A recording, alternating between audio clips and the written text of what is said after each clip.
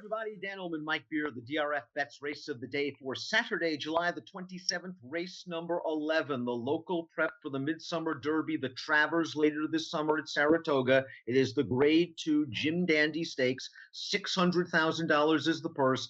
3-year-olds going 9 furlongs. Remember the new deal for DRFBets subscribers. Sign up. Use the promo code HELLO. You know the drill by now. Let's meet the field for the Grade 2 Jim Dandy. You can access free formulator past performances for this race on the Race of the Day event page at drf.com. Download them. Handicap along with us. We'll take this field in post-position order, beginning with the number 1, Laughing Fox, going out for Steve Asmussen. This is a horse that Steve ran in the Preakness last time out at a big price. He fell so far behind early that he virtually had no chance to win, but he was making up some late ground. Yeah, I mean, he passed about half the field there in the stretch from way out of it, as you said. That's his new running style, Dan, since they've stretched him out. It's going to really work against him in all of these races going forward. To me, he's the kind of horse, so I'm not going to be surprised if he keeps improving the second half of the year, because he seems like that kind of horse to me. But boy, his running style makes it really hard on him in a race like this, where, I mean, he really has to run the race of his life to beat this field. The number 2, Tax, is a really underrated horse trained by a really underrated horseman in Danny Gargan. He's rock solid. He showed that with his gutsy efforts in the Withers and the Wood Memorial. They ran him in the Derby. That was too tough a spot. Last time out at the Belmont, he was up close pressing the pace of Jovi in the 2-path. Now, Jovi was on the advantageous rail. Tax was outside. All things considered, it was a good effort for Tax, and I think Tax will make the lead in here. Yeah, I think there's a chance he could make the lead in here, too. That, to me, would help his chances. I wonder if he's good enough, Dan, to keep improving and beat these horses as time goes on. I mean, Gargan's obviously done a really good job with him. He's gotten him multiple graded stakes placed. He's a Grade 3 winner. His Belmont to me was fine. I just feel like that as time goes on, he's not going to be able to keep up with these horses.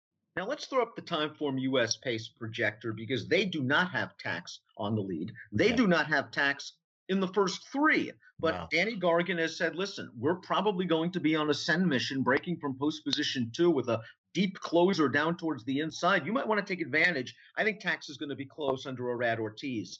We move to the number 3, Meiosis. First, let's go to a Tax formulator fact. Almost missed that one. Past 4 years, 3-year-old only, dirt routers, 45 to 60-day layup, 6 for 18, $6, 1 cent return on investment. Meiosis is the number 3. Looked good winning the Mucho Macho Man, going a 1-turn mile in his first start as a 3-year-old. Extremely wide on the turn, was able to wear them down. What happened in the Holy Bull? Was that just simply a situation where he was too close to a fast pace and he got swallowed up? Because that's his first and only start around 2 turns, and it wasn't that good. Yeah, it's a real concern. The distance is a real concern for him. I mean, he is bred to go longer, so I think it's not fair necessarily to give up on him yet as a distance horse. We'll see. His Holy Bull wasn't good. It was one of those races where he was relatively close to a quick pace and the race fell apart. He didn't lose ground, but he didn't make up any either. I didn't love that performance from him, but he missed a lot of time after that with things going wrong for him. He came back in the Dwyer. I thought he went maybe a little evenly in there. He made about a 4 wide bid off the turn. He flattened out in the stretch. I really feel like he had to need that race, though, Dan. I've liked this horse from the start. I think he showed a lot of potential early on. He has a real chance, I think, to keep improving throughout the summer. And Jergens, he doesn't seem like a guy who takes shots in races like this. I think this horse is going to run a lot better on Saturday.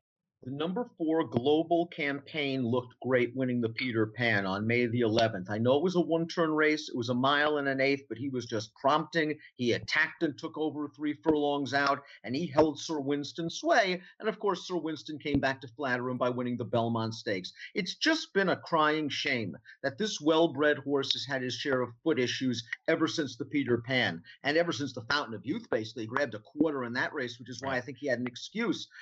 If Timeform US is correct, and if Global Campaign can get to a nice, easy lead in a blue bar scenario, I think this horse is a rare talent. I think he's very dangerous, despite the fact he's coming into this race against 2 very good horses off of a 2.5-month layoff. Yeah, I think he's very dangerous, too, whether he makes the lead or not, Dan. If Tax, decides to go on a scent here and this horse has to track him, I don't see how that really compromises him all that much. To me, he's run well in all 4 of his starts. I'm a little taken aback that they're having trouble getting this horse to the races they want to run him in. It's happened more than once. But they'll show up here and, try to earn their way into the Travers. And I think he deserves the chance because he's run well in every one of his starts. The two big names are on the outside. We'll start with our morning line favorite at 7-5. The number 5, Tacitus, overcame trouble to win the Wood Memorial. I thought ran really well in the Kentucky Derby. Just don't think he liked being in and among horses, tasting that kickback, steadied a bit on the turn. He was running at the end of that race. And last time out at the Belmont, you can argue he ran the best race of all because he was completely hung outside after breaking from the wide berth. And listen, he was still punching on at the end. That rail was golden and he was way off it. Yeah, I mean, he had a huge excuse out of the Belmont, and you can't really argue with anybody who would say he was best in there, even though he didn't win. When you compare the trip that he got to the one Sir Wiston got, I don't even think it's that close. He's a really good horse. He's going to be a short price in this race. You don't have to worry about, the class, the distance, any of those things. I don't even think you have to really worry about trip with him because I don't think he's some kind of one-run closer either. He's the horse to beat, Dan. I guess the real question is, how short a price do you want on him? And that was the question. You really took the words out of my mouth. I was going to ask you whether you were concerned about the pace setup because a blue bar situation would have Tacitus. Is probably going to be last early, maybe at a bit of a disadvantage, but you think he can be a little bit more tactical under Jose Ortiz? I'm not sure about that just yet. I need him to prove it to me. And at a short price, maybe that's what gets Tacitus beat, if anything does on Saturday. It could be the lack of pace.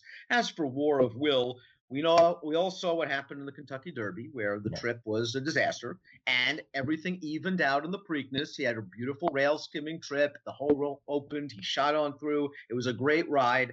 And then in the Belmont last time out, Tyler took him to the outside, and Tacitus basically followed his cover. And listen, he had an excuse because he was off the rail. Did he run as well as Tacitus? No, but he had an excuse.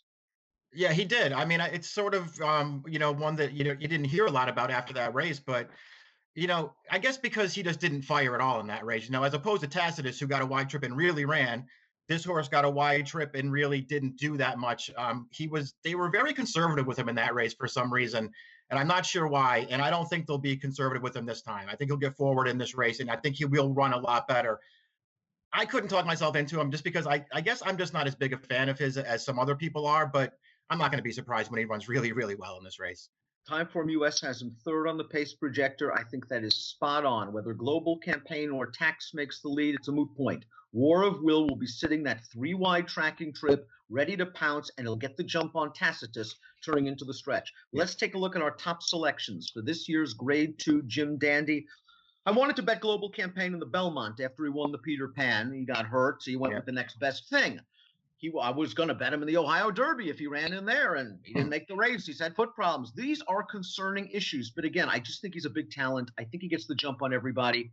I'm going with Global Campaign on top of Tacitus in here. 4-5-2 for me. And as the president of the Meiosis fan club, you have to pick Meiosis once again. I just want to give him one more chance to do. I don't expect anybody to come along with me, Dan. He might be the longest shot on the board in this race, but this horse to me showed real potential as a young horse. He's made one start since February. I think he had to really need that wire.